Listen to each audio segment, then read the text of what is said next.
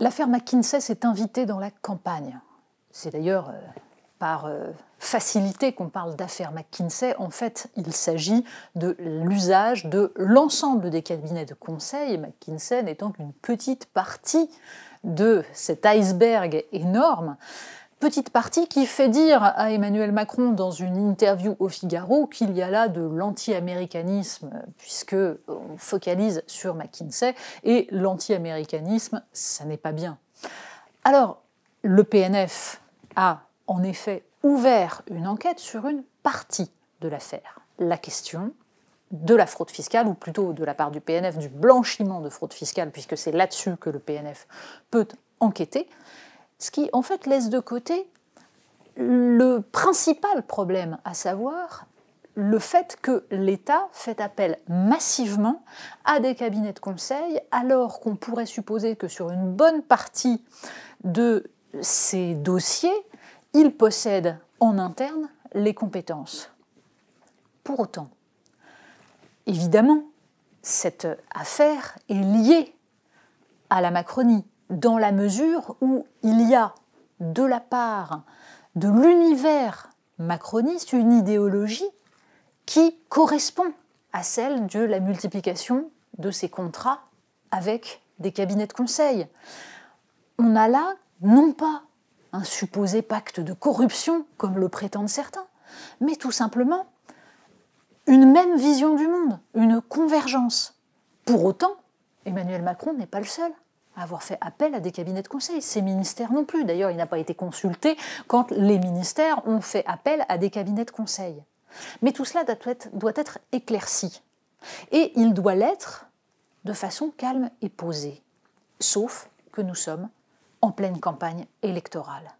Et que du coup, cette affaire, qui devrait être analysée donc à l'aune de ce qu'elle révèle de l'idéologie de ceux qui estiment qu'en gros l'État est un mammouth qu'il faudrait dégraisser pendant qu'on fait appel au privé, eh bien tout cela est mis sous le boisseau, ou alors au contraire hypertrophié de façon caricaturale sur le thème « ils sont tous corrompus ».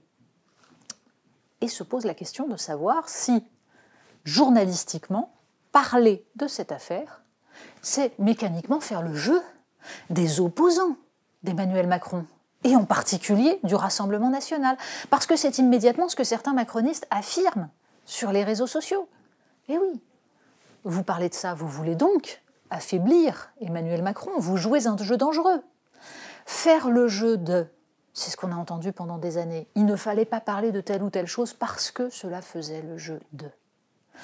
En l'occurrence, dans les arguments qu'on voit surgir sur les réseaux sociaux, ça va même beaucoup plus loin. Bon, il y a les habituels trolls russes, c'est-à-dire ce serait de la faute des Russes si on parle maintenant de McKinsey. Oui, parce que certes, les gens qui s'insurgent contre le surgissement de cette affaire pointent du doigt les complotistes, et il y en a qui considèrent qu'en effet ce serait une corruption totale, que l'État serait gangréné, mais eux-mêmes pratiquent un formidable complotisme qui consiste à avoir des trolls russes absolument partout.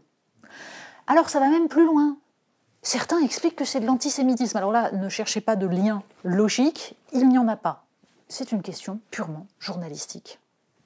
En parler ou pas, enquêter dessus ou pas, essayer de comprendre pourquoi le parquet national financier a tué au départ l'action qu'il était en train de mener, tout cela relève du travail d'enquête en dehors de tout engagement politique, de toute volonté d'affaiblir ou de renforcer tel ou tel.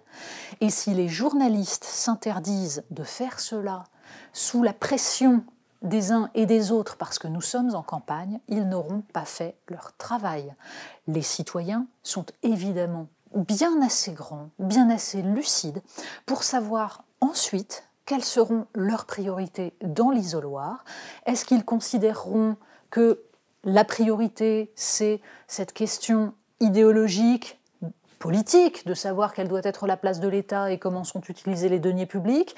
Est-ce qu'ils y ajouteront tous les autres éléments essentiels sur lesquels doit se déterminer un vote? La place de la France dans le monde, la vision de ce qu'est une société, une communauté politique, la question du pouvoir d'achat, la question de l'organisation de l'État et de sa solidité. Bref, tout ce qui s'apparente à une réflexion de citoyen.